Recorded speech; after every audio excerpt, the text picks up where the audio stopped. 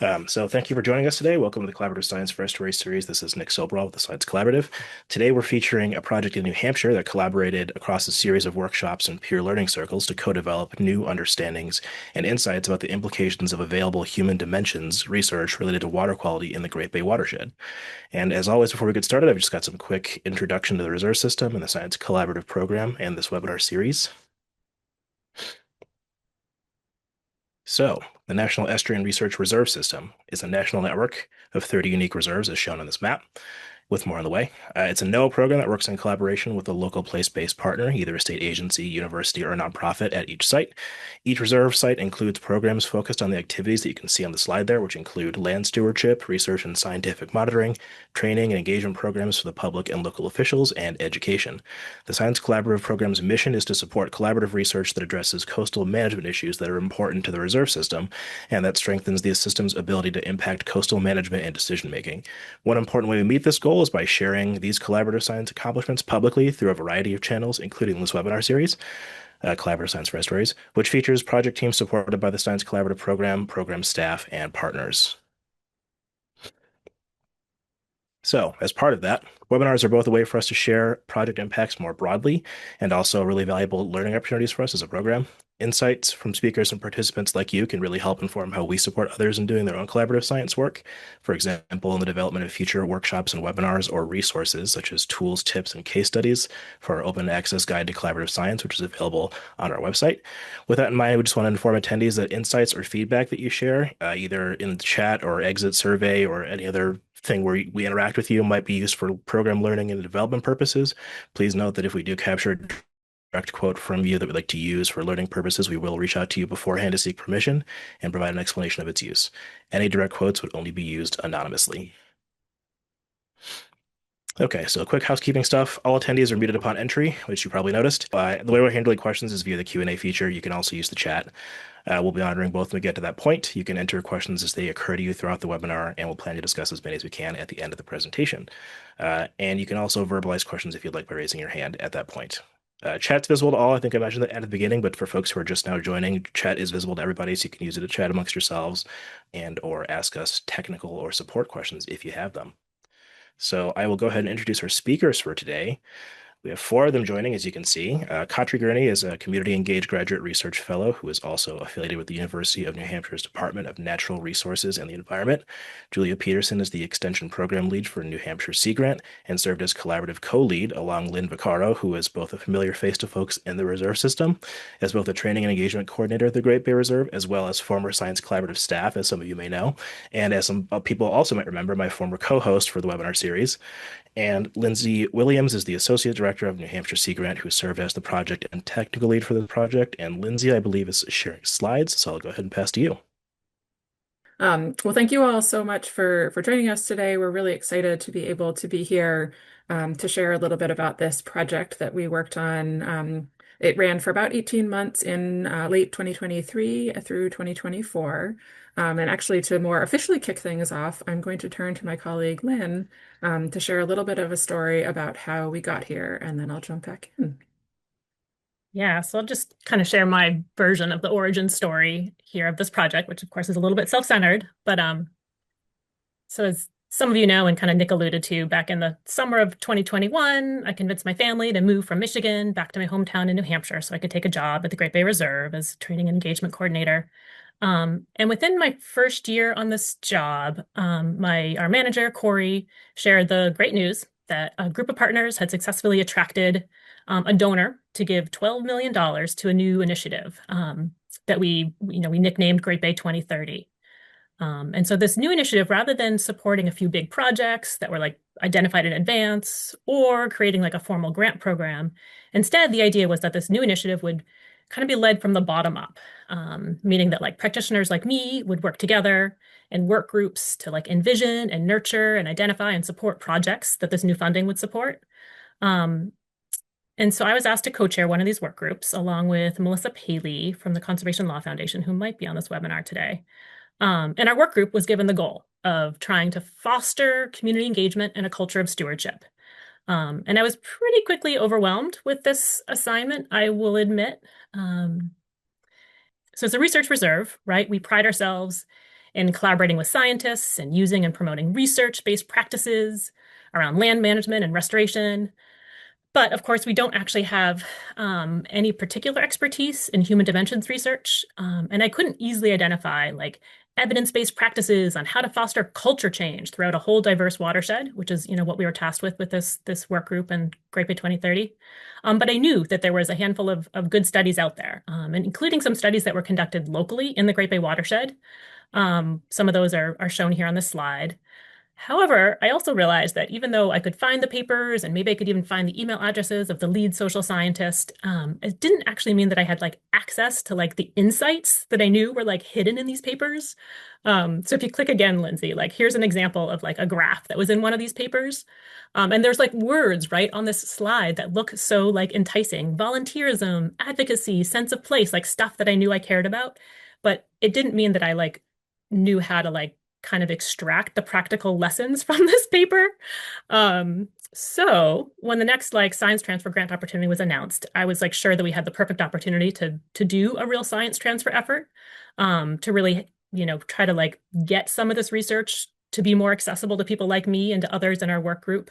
And I also realized that I needed help and I really wanted to kind of like learn alongside other practitioners. And then I needed some real good bridging people, which is why I'm so excited that Lindsay and Julia Peterson and Chris Ellis kind of agreed to pull together this proposal. And so I'll pass it back to Lindsay to tell you more about what this proposal is all about.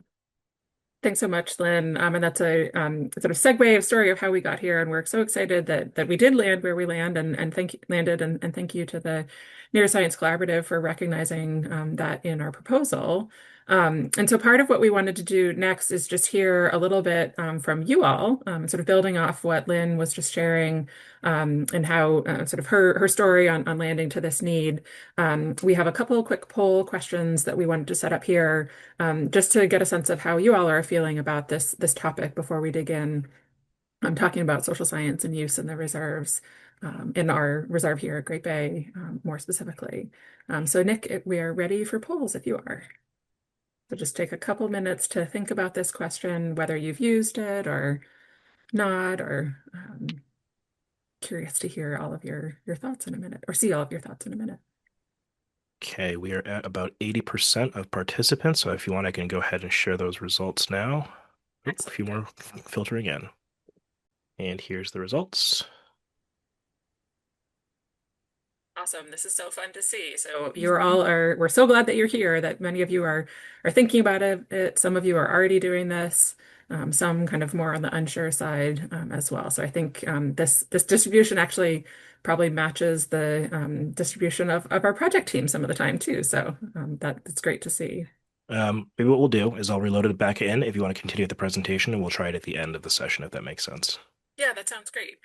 And actually Okay. it will flow into some of our later topics as well. So yeah, so thank you all for sharing just that initial gut reaction and sort of where your thinking is. So what I'm going to go through, just you all have signed up to be here already, but just to give you a little bit of sense of what we're going to talk through. We'll share a little bit more about the Great Bay Watershed and the context for this project, a little bit about how we approached the project, what we found during the project, and then some reflections on that. We'll talk a little bit about next steps, and then we've saved some time at the end for Q&A. And we'd also really love to hear, so teeing up for ourselves selfishly, we'd love to hear what some of you all are working on as well, and what lessons we might be able to grab for our region from the folks that are on this call today as well. So a little bit about the Great Bay region. So we are situated a little bit over an hour north of Boston, and this estuary system feeds into the Gulf of Maine. So hopefully you can see my cursor on the map. So this is Great Bay proper, made up actually Little Bay and Great Bay in this kind of funny shaped, and then it pours out to the river, to the ocean through the Piscataqua River here. As you can see from this map, it actually covers a pretty large watershed, large for us watershed. And this estuary has been designated as nationally significant and is home to both the Great Bay National Estuary Research Reserve, designated by NOAA, as well as the Piscataqua Region Estuaries Partnership, designated by EPA. The estuary links significant freshwater systems that are bordered by communities of a whole range of size, covering 52 municipalities, 42 of which are in New Hampshire and 10 are in Maine. There's some really great work going on to understand the environmental indicators of the health in the estuary, but they still show mixed results, which demonstrates a continued need to address water quality from a range of different angles. We're also seeing a demographic shift in the region, which is causing, similar to what Lynn was sharing at the beginning, kind of rethinking and revisiting some of our previous approaches to outreach and engagement, and at the same time thinking about how consumption of media and news has changed, and some of the networks that might have influenced how people think about the region as well. So this is our Great Bay or Piscataqua region watershed down on the coast of New Hampshire. And part of, again, building on what Lynn was sharing earlier, sort of why this project. And so it was really great when Lynn reached out to Julia and myself and others. We also have an interest in using social science more intentionally and sort of connecting human dimensions research to address environmental challenges, but also recognizing there's such a range of disciplines, of theories, of different methods, sort of ways to part through what could be used and how you might apply it. But also sometimes, even though Lynn was sharing, we do have a couple of studies that folks were familiar with in the region. Sometimes it can be kind of buried and hard to figure out how to find and gather the information that you might want to use. There's also a broad temptation. We're all people. So there's a temptation to rely on our own intuition rather than systemic research. And we had a lot of conversations around how do we combine the intuition and our own experiences and the experiential learning that we have, but combine that with research findings as well. And then as Lynn shared, certainly the investment through Great Bay 2030 as well. More specifically for this project, this was a science transfer project in the water quality focus area. So as I mentioned, with this goal to improve environmental conditions, understanding that outreach and engagement efforts, and the need to connect that to behaviors, to policies, to practices, and also where possible attitudes. So what we tried to do with this project is really frame it around a focus on bridging research and practice around social science and human dimensions. By doing that, our goal was to help advance outreach and engagement efforts so that they're drawn from evidence where possible and that they adapt and evolve to meet the needs of a changing population. And also seeking to strengthen social science literacy and create a stronger and applied social science human dimensions network here in our region. You've already seen a little bit about our project team. This was our original grant project team. Melissa and Chris, I don't think are able to join us today, but were really key parts of our group. So thank you to all of their work there as well. And I just wanted to honor that role. And then you'll hear from Katri in a little bit as well, who has joined our group since then. So what did we do? What did we find? What did we create and how are we using it? I'm going to go over a couple of pieces just to get at the nuts and bolts of what this project was in case folks are interested in borrowing from some of these pieces in your regions as well. So to kick the project off, we had a little pre-work, but to kick the project off in January of 2024, we had a workshop where we brought together a number of different partners really to think about what the existing assets were, what interests people had, and what were the barriers that folks were feeling around using social science in their work. And we gathered a lot of input on different aspects related to how we might move forward with the ideas that we had proposed in the project. And broadly thinking about this question, sort of what do you wish you knew about people in the watershed that you think would help you make your work, improve the work that you're doing? So that was kind of our space to ground the ideas that we had in the grant proposal with more specifically what were we can actually do in the day-to-day of the work going forward. So we spent the spring doing some early planning, digging into some literature review, finding experts based on the feedback that we had gotten in that workshop. And then we spent the summer planning 5 learning circles or running 5 learning circles, which I'll go into in a little more depth since that was a big part of our project. So these were 5 1.5-hour online sessions. We held them monthly, and it was a really great place to build connection. And I'll share more about that in a minute here. And then we wrapped up the whole project, the grant, in December of 2024, bringing folks back together, thinking about what we had learned in those learning circles in more depth, and thinking about where we might go in the future. So as I mentioned, the learning circles were these 1.5-hour sessions. We held them every month, May through September. as a space to really learn together. So having practitioners and social scientists, not just one person presenting and learning from, but sort of learning together. And I'll go over a little bit of each one of them in a minute here. But our broad goal to have these learning circles was to build stronger connections across practitioners and social scientists, to increase confidence in ability to engage with the research findings and partners, to deepen knowledge about how to interpret and apply the findings, to increase awareness about different needs that we might have, collaboration opportunities, potential partnerships, and then also to generate some actionable takeaways from each of the sessions. So the 5 topics that we covered, conceptual frameworks for motivating behavior change, documenting public opinion to guide programs and influence policy, understanding and building loyalty among visitors and volunteers, social science for communications and messaging, and drivers of local policy change and the role of technical assistance. And so these topics were all based on our own initial work in developing the proposal, that kickoff workshop, and then kind of working through in partnership with some of the researchers that we connected with Lynn and Julia and others on the project team to think through how would we kind of bin and gather up all the topics that people were interested in.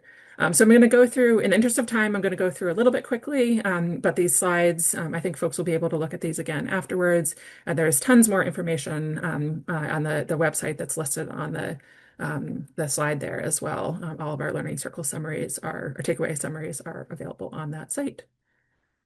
So a couple of quick highlights. For Learning Circle 1, this was conceptual frameworks for motivating behavior change. We had each learning circle had a sort of practitioner context. So what is the struggle that folks are looking for assistance with? And so in this context, it was thinking about are there sort of how can we use these models to improve the design of our of efforts?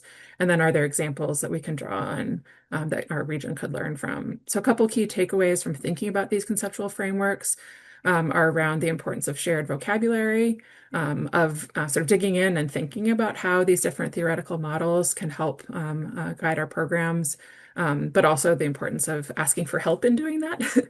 And then we got into a little bit more depth talking about the importance of norms and messaging, and how to have conversations with people where there's maybe disagreement as well. For Learning Circle 2, we're really digging into documenting public opinions, thinking about how can we use, gather and understand public opinions on different environmental issues to tailor our programs. So we had a lot of conversations about existing public opinion polling that had been done in our region, some more recently and some in the past, and how that might apply.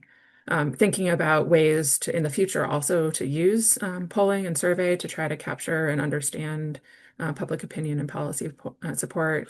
And then more specifically to our region, it was great to see in some of that existing work that people in our watershed do value clean waters. And so thinking about that framing as folks are designing programs going forward. And then further, we have a lot of organizations that have a lot of interest in this in the region, and thinking about how we can partner together for data collection and interpretation into the future as well. For Learning Circle 3, we were digging into understanding and building loyalty among visitors and volunteers. And so thinking about practitioner challenge around what are the methods to increase engagement, what motivates these program participants, what brings people to our facilities. So we had some great takeaways, some conversations leading to takeaways around the role of inquiry-based engagement. We did have interesting conversations as well about the different organizations and capacity to sort of follow and learn from visitors, or even know who is visiting some of the facilities and some of the properties. Also conversations about the role of word of mouth in our region in particular, and sense of place, and so how people are drawn to these places that we have in the Great Bay Watershed. And then we got into a very interesting conversations about signage and messaging, and sort of that balance between getting the word out and not having too cluttered of a landscape.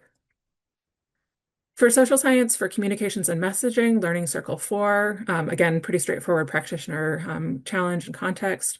Just sort of how do we continue to improve our science communication to effectively engage with folks. And so lots of great conversations. There's some examples here of programming in the area, but thinking about knowing your audience, the role of place-based messaging, the importance of using communication to convince to connect and not just to open with trying to convince somebody. And as I've mentioned, lots of organizations in our region. So further conversations about the opportunities to collaborate and use the power of networks as we communicate in our area. And then lastly, Learning Circle 5, thinking about the drivers of local policy change and the role of technical assistance. Again, framing that practitioner context around what sort of drives policy improvement and changes in practice, and how can we use research to inform these approaches. So again, thinking about the role of collaboration, how we engage different types of expertise, lots of conversations about the time and twists and turns it takes to move from knowledge into policy change, but also the role of sensitivity, trust, and respecting local knowledge and perspectives in building this change. Just briefly, I wanted to go over some of the resources and references that you can find online, and we'll see if I can do two things at once and put a couple links in the chat.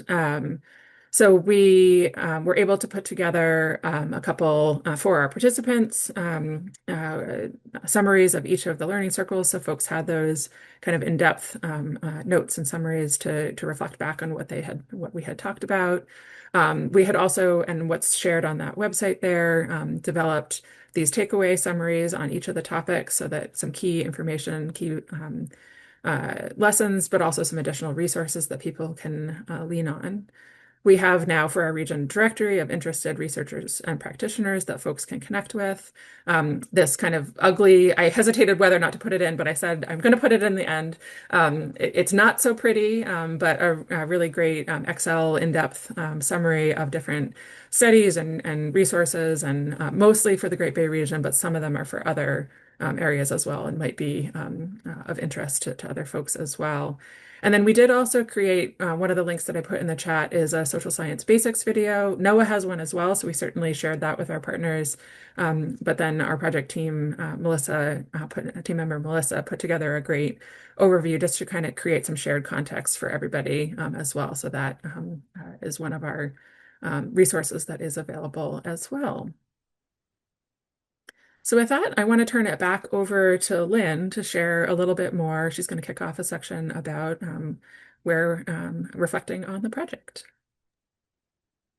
Yeah, so on the slide here are those goals that we set out for ourselves and as we were kind of designing these learning circles. And I'll just share that for me as a practitioner, like they totally worked for my learning style. It was fun to, each session was kind of opened with like a little practitioner challenge. And then we heard kind of like short little presentations that were fairly informal from researchers. And then we had tons of time for like discussion that Lindsay moderated. And so for me, it worked because I really loved hearing kind of how my peers were reacting to the science and how they were thinking about applying it. And I mean, I'll just acknowledge that maybe it's sort of a shortcut, right, to learning. It's a little bit like listening to like a podcast with like an editor's take on the news rather than like reading the 8 different news articles. Yeah, so for me, it worked. And I'll just share kind of a couple examples of how I've been kind of reflecting on and using some of the products and information that came out of those learning circles. So one example is that so I was recently asked to write an article for our Great Bay Matters, which is our quarterly magazine. And I wanted to include just a little bit about how we're using, information about people in the watershed to inform our programs. And so I was able to go back to those takeaway products that we generated based on the learning circles. And I could quickly find, those 5 different studies that we discussed in this one learning circle. I could find the link, open it up, quickly review kind of what the researcher had written, and then, but also equally important, could kind of read the way we summarized what the researcher had done. And then I could grab just a couple like nuggets, a couple interesting facts, and a little summary of what they could mean for outreach people like me, and kind of bolster my article. So it was just kind of a great example that really sort of made an example of how the science had been made much more accessible to me. And then also share that, the project definitely helped me kind of build my Rolodex of social scientists. We have a lot of natural scientists that we work with here in the Great Bay region, but I didn't have that same depth of a network for social science, and nor did, my close sort of reserve peers. And kind of on the next slide there, I'll just show you a couple examples of that. So we one of the projects that we ended up supporting through Great Bay 2030 was some additional signage around the watershed, which is what's on the right side of this slide. And through this project, I discovered that there was a researcher at UNH who studies how to use signs to shape opinions and attitudes and behaviors. And so we were able to recruit her, Lauren Ferguson, to join the advisory group for this project, and really kind of tap her expertise in like a very practical way, which was fun.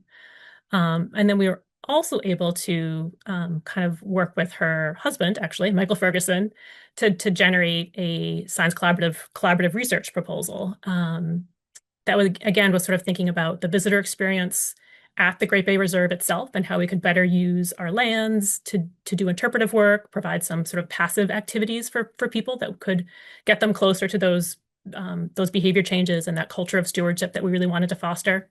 And although the collaborative research proposal wasn't in the end funded, it definitely boosted our confidence that we, could come up with some research questions that were both interesting to a social scientist and also practical and usable by our education team at the Great Bay Reserve. So it was fun to just really like use that Rolodex that we now had kind of developed this project in a couple specific ways. I think Julia's maybe got the next example. Great, thanks, Lynn. And I'll talk about, another one of our anticipated outcomes was our hope that we would be deepening knowledge. And as Lindsay laid out in the context, New Hampshire has a relatively small coast and a lot of organizations and agencies working in the same place with similar missions and similar goals. And we have been working together in a formal way since about 2000 with a group that we now call the New Hampshire Natural Resource Outreach Collaborative. And the point of working together, of course, is to build efficiencies and to help achieve some of the missions that we have for clean water. So this group, as I said, was existing, and a lot of those the folks who participated in that group also participated in this Human Dimensions project. So they have become sort of a ready-made community of practice. And these are folks who have recognized the need for us to not only have technical and environmental data, but also to be able to tap into some of the social science and understand the people that we're working with a little bit better if we're going to achieve our clean water goals. So recently and we call this group NROC. So at an NROC meeting, we were discussing the idea of having a journal article reading club, like a book club, where we could get together and discuss and just, read and discuss some of the articles that might be relevant for our area. Click. Need to click. Great. So another practical, I think, outcome from this project is that, again, I work with Sea Grant, which is a NOAA partner, of course, of the reserve system, and we're all accustomed to planning out our projects, the inputs, using our logic models. And at a recent meeting of Sea Grant Extension leaders that we were holding in Portsmouth, New Hampshire, we held a session on theories of change. And folks who attended that meeting were also very interested in this topic. And a few of the folks who came into the room were social scientists themselves. But I think this is another opportunity to share within our NOAA family the importance of better integrating, because it's lovely when a miracle occurs, but we can't always count on it. Next. And so as we are starting to, move our way into next steps and sort of practical outcomes from this project, fortunately, New Hampshire Sea Grant is really dedicated to this kind of work and ready to put some resources toward this idea. We have some capacity to continue to help partners to use social science. Also, Working to fix it, apologies. Yeah.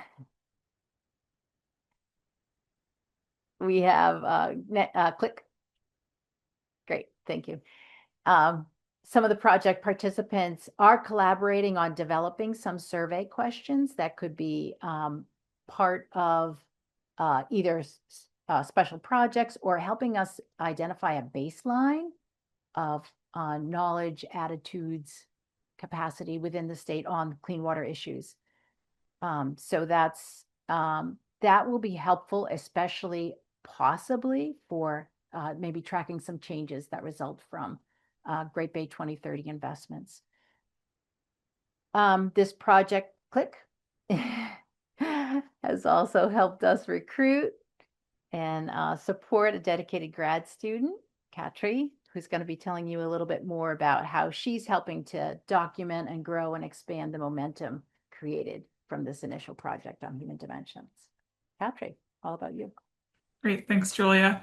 So just a little bit of background about myself. I worked in the Lakes region of New Hampshire for the last 9 years for a watershed conservation nonprofit, and wanted to head off to grad school. And as I was sort of doing that work of looking into programs, I realized that human dimensions was really what I was interested in. For my work at the nonprofit, a lot of what I had experienced, was based on sort of that nexus of humans and the environment, and what motivates people to engage with environmental actions became something that I was really, really interested in sort of moving forward. And then through a series of events, I connected with Lindsay Williams and my other advisor, Shannon Rogers, who's with the Cooperative Extension, and it couldn't have been a better fit. So coming onto this project, essentially, I'm a grad student that started 4 months ago. My focus is understanding indicators of social change in coastal watershed communities. I'm excited to be working with partners such as Lynn, and then also be working under the New Hampshire Sea Grant groups. So as I work forward with this, things that I've been looking into, the Bridging Human Dimensions project was essentially a big part of motivating the graduate fellowship that I'm a part of. So I'm digging into those things that came out of the Bridging Human Dimensions. So a lot of things that Lynn, Julia, and Lindsay have mentioned, I'm working on with our partners and with Lindsay. So developing long-term survey questions that are based in social science and can track changes in attitudes related to the coastal region. Then we're talking about journal clubs through NROC. So moving that forward and helping with the organization of that alongside Julia and Lindsay and Lynn. And that literature review that Lindsay talked about, making that prettier, making that more accessible for folks. So a lot of the pieces that came out of Bridging Human Dimensions are the pieces that I'll be working on. In addition to my own research, it's really important that my research be able to be applied and relevant to the Great Bay Watershed and to the greater social science human dimensions world. So I'm still developing that question, but it's been really exciting, and looking at all of the Bridging Human Dimensions materials have definitely fueled a lot of the direction of the question that I'm working on in terms of my research as I continue to develop it. So I'm going to pass that along to Lindsay. Excellent. Thanks so much, Katri, and all of our other partners. And just building on what Katri shared as well, one of the many things that this project helped us catalyze and sort of move forward, but the ability to put together we're all busy and we all have a lot on our plates, and recognizing that we needed a little bit of extra capacity, and this idea to put together and have a grad student be able to help us move this forward has been really, really wonderful. So thanks. We're excited to have you joining us. So as we look back over the year and a half of the project, and then actually now the almost a full year since we had that final wrap-up workshop, we're really just so appreciative of the funding that was able to move from ideas, the sort of story that Lynn shared at the beginning, and use that funding to bring us together to take some steps forward. And so again, some of the goals that we had at the beginning, we feel like we've been able to deliver on, and move ourselves forward, and really think about the connections, the new ideas, the new and strengthened networks, and some of the sort of energy back into some of these topics as well. So we're really excited to see where we might head to next, and thinking about how both within our region, continuing from what we've learned, and how we might learn from others as well. And so some of the photos here, the photos throughout, many of them are either from different programs happening at the Great Bay Reserve, a number of them also from elements of the workshops that we had throughout as well. And so we have a big focus on moving forward with some of this collaborative public opinion polling. And so those were some of the photos that I'm sharing here as well to think about how do we learn from all that we talked about and move forward. So with that we want to open it up for questions, feedback, thoughts, other ideas. And I'm going to go ahead and stop sharing so that folks can see. I'll happy to share again if there are slides that anybody wants us to go back to, but we wanted to open it up to any questions. Lindsay, did you want to try running that second poll question again too? Oh, yeah, thank you. That would be great. Sure, we'll do that right now. Majority have voted. I'll go ahead and share the results. Excellent. So yeah, this is really I was gonna say great to see, but consistent with some of the struggles that we've had in our region as well. So funding, capacity, time, unsure of who to partner with, not sure where to begin. And so that's very, very similar to, and I'll let Lynn and Julia can jump in as well on their reflections on those, because I think it's probably consistent with how you all have felt in the past too. Okay, if there's nothing else, we see some questions flying in, and I'm happy to verbalize those for folks who are just listening along. And I guess, Ariana, if my audio starts cutting out, just cut me off because it's been a little weird today. Okay, sounds good. Okay, so first question, what was the general audience composition of the learning circles? Local officials, NGOs, academics, public community members? Impressive that you got people to attend these virtual events over summer months.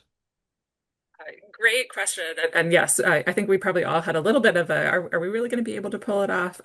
So we had, this isn't quite what you asked, but I had to remind myself. So over the course of the project, we had 47 unique participants in different elements of the projects. A mix of those, some people came to one of the learning circles, some came to all of them. So one of the things, maybe answering the last part of your question, is that we didn't require people to attend all of them. They were standalone enough that you could attend just one. So I think that certainly helped with the summer months. And we had I didn't double check this, but between sort of 12 and 25 people at each of those learning circles. So it was kind of a good mix for a Zoom discussion. The general audience, we had a pretty broad set of folks that from our own networks and that we had reached out to that got all of the notifications about the learning circles and project related activities. And so your list of the question marks it was a little bit of all of those. So some of the nonprofits in our area, reserve staff, some of the other community municipal members, some state agency staff. At each of them, we had a practitioner, a couple of practitioner voices and a couple of researcher voices. So those perspectives were represented to kind of kick things off, as Lynn had mentioned earlier. So we had a little bit of kind of everything, and then it did ebb and flow over the summer, but we had pretty good attendance, even in the summer months. We did the same time. We set all of them in advance. And so folks knew the schedule and the topics early on, and so they could flag those on their calendars early on. And I think that also helped folks keep it on their calendar and attend. Lynn or Julia, anything else that comes to mind that I might have missed? I'll just say that I would say the kind of the core audience was folks who were interested in doing community engagement work in the watershed. So very much like professionals as opposed to volunteer officials in a town. But we also had a number of researchers that, maybe they were invited to present in one, but they would come to 2 or 3 or 4 others. And so that was sort of fun to kind of just have a little additional dialogue with other researchers in the field that could kind of chime in and ask some good questions in the next learning circle. And I would agree with Lynn's assessment about who attended most frequently and most sort of actively. Okay, we've got more questions coming in, so we'll see if we can get through all of them before the session is up. We still got some time left on the clock here, I see. So, next question, how have the takeaway summaries and Excel resource directory been used by practitioners post-workshop? I can share two quick reflections, and then Lynn and Julia, I'll refer to you. And so I think the Excel resource directory probably is mostly being used by me and Katri, but that's my unofficial, not surveyed. And we don't. I will share. We did do some like workshop and learning circle evaluation during the project. Pretty low response rates, so we don't have a lot of official data. So some of the things that we have are more anecdotal. But we have been thinking about how we could, now that the project is, or the grant is over, other ways that we might be able to check in the future. But I think some of the takeaway summaries, I know for Sea Grant, we had some extra copies from one of the workshops, and I brought them, shared them with the New Hampshire Sea Grant staff to take and kind of read and put into their the sort of mental Rolodex. And then I think the example, Lynn, that you shared as well is a great one of being able to have it on hand to help write that little article for the newsletter. Those are the sort of key examples that come to mind for me, but I don't know, Lynn or Julia, if any other examples that you may have heard from folks as well. And Julia, the last NROC meeting that we were at, Julia talked about this group NROC. We flashed up the big spreadsheet, and people were interested, and I think within that group too, there's sort of this awareness that, you hear about like the gray literature and the white literature and all this sort of like unpublished stuff in the natural science world. But the exact same thing is true in the social science world, right? That we're all doing these like kind of needs assessments and watershed plans and watershed assessments to inform the plan. And that just as a practitioner group, we've kind of gotten more sensitive to that. And we realized that maybe we actually have a fair amount of data just within our own sort of computers that we could be sharing a little bit better, and maybe sort of pulling more insights out of it that go beyond just the one immediate program that we were doing a survey for or whatever. So those are just a kind of a couple examples. Yeah, and I know I'm hoping that maybe with Katri's help and more capacity that we might just become more methodical actually about sharing and getting these materials out. I think that it's these are great resources that we have, and and we just really need to give them some attention and make sure we share them more broadly. Yeah, and I'll just add to that as well. I think similar to what Lynn and Julia were sharing, and some organizations are already doing a lot of this. So not to say that we're the first trying to do this, but just weaving more of the social science findings into the norm of how we do newsletters, or if organizations are doing podcasts, or how we're updating little blurbs on our website, just kind of making that norm that there is also research on these topics, and it's kind of getting it into our flow of conversation. So we've had some continued conversations to think about how we might use and lean on, like Julia was saying, lean on what we have in all of these now, and sort of get them into our flow of conversation. Okay, if I can go out of order for just a second. Somebody had asked a follow-up question to something Lynn had said. So when you say researchers were drawn back, would you characterize them as social scientists or more biophysical? And if the latter, do you have any indication of what drew them back? Yeah. No, I was definitely referring to social scientists there, seriously. Um, yeah, and I'm not sure. Like I'm thinking about like Brian Eisenhower, right, you guys? And I think he's just like a close partner of Julia and Lindsay and just likes hanging out with them. And I got to kind of benefit from that, that he kind of kept coming back. Oh, and Janet Swim from UPenn, she was kind of like, I don't know how we got connected with her. Actually, I kind of remember how we got connected with her, but she was kind of eager to just get more sort of connected locally, and the learning circles were a way for her to do that. I think she envisioned it leading to maybe a project at some point, but she was very sweet to kind of really build relationships through this project. I would say that our social scientists I think all of them actually, were social scientists who specialize in looking at with the natural resources look through the natural resources lens. So they all have that.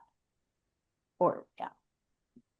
They work for places like University Center for the Environment, things like that, where they apply their social science or conduct their social science.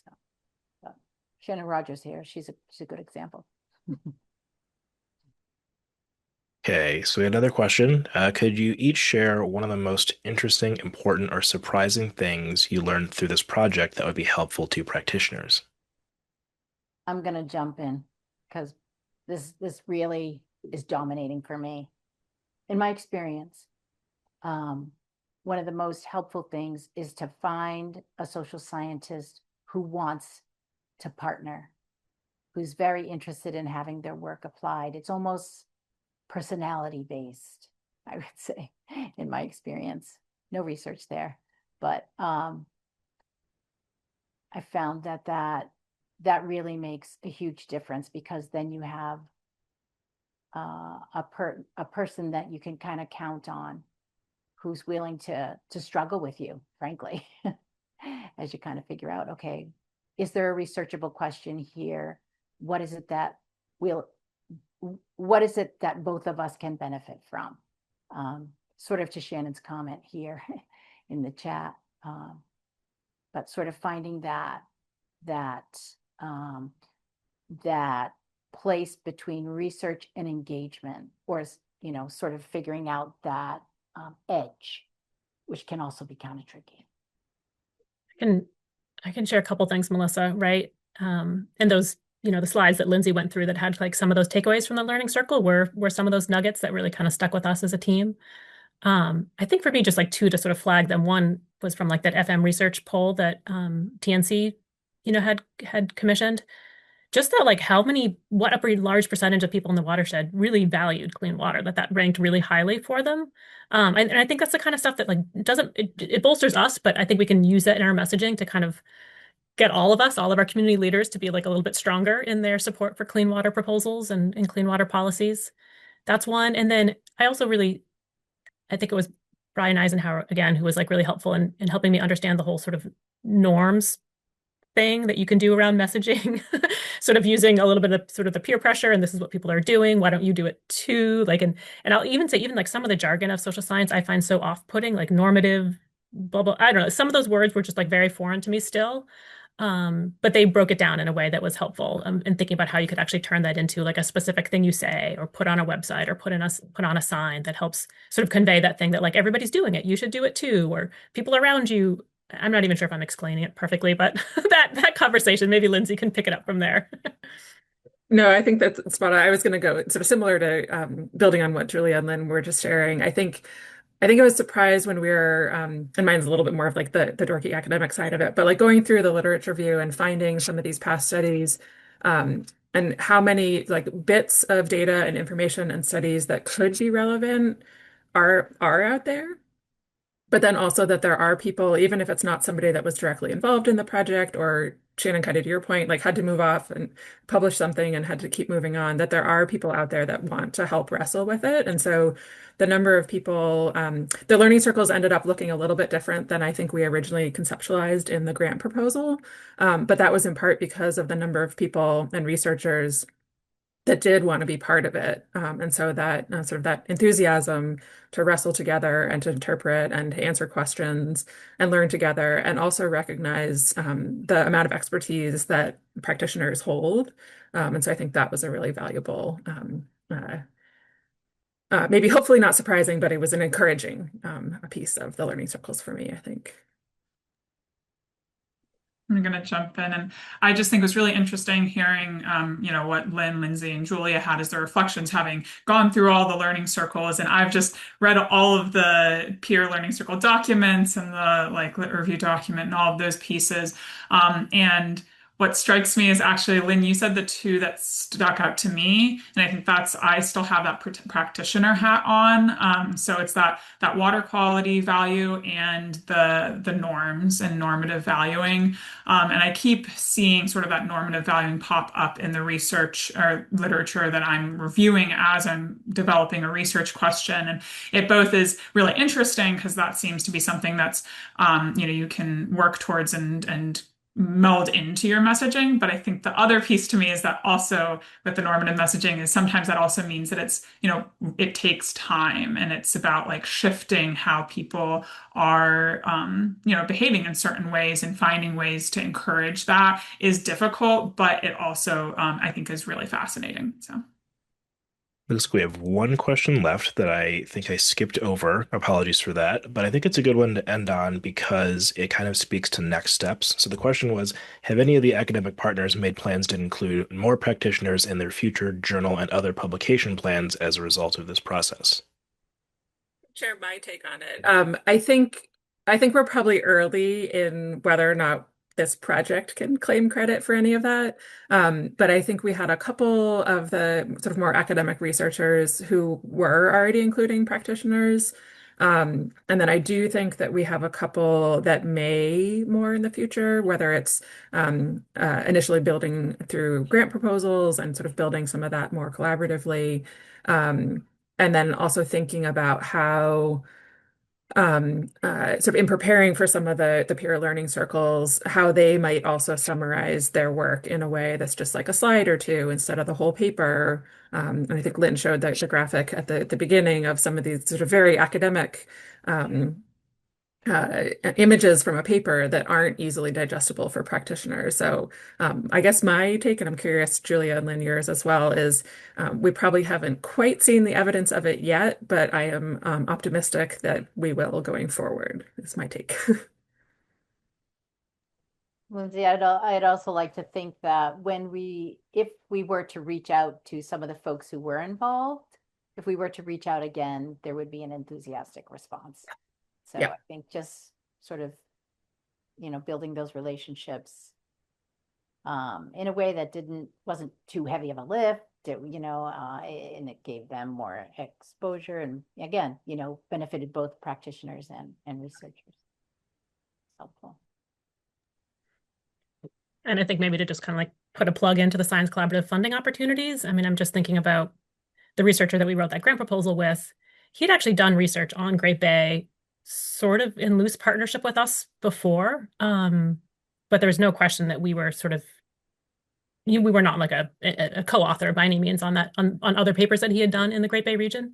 But by working on the proposal together and having this funding opportunity that really, really elevated the desire for this partnership with practitioners, I do think that would have led to some co-authored papers at the end. Like I'm confident that we were going in that direction, right? And that's the trick, right? Is to start that partnership at the very beginning of the research process, so that at the end of it, it like makes sense. You're like, of course, we were sort of thought partners and contributors in different ways to this study at the end. And I love that question, Shannon. I appreciate you bringing that up and helping us all aspire to better and better partnerships. And I will, with that in mind, I think that's another thing that we're so excited about, how all these ideas came together in a way that we could then capture, sort of speaking from my own personal experience and sort of hearing from other colleagues, doing really community connected graduate work can be really difficult. And the fact that we had this project already in place, I think, Katri, I don't want to fully speak for you, but I think it's helped you kind of be able to leapfrog in and kind of understand community perspectives in a way that you can just jump right in and partner with, so that your work will hopefully also fall in that bin.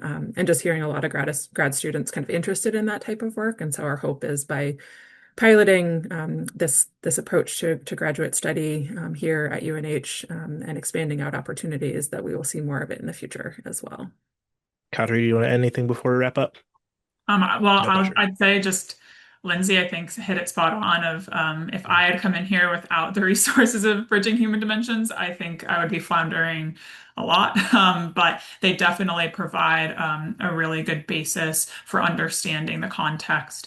And yeah, I'm excited to be the first grad student under sort of this umbrella, and hope that there are many more in the future.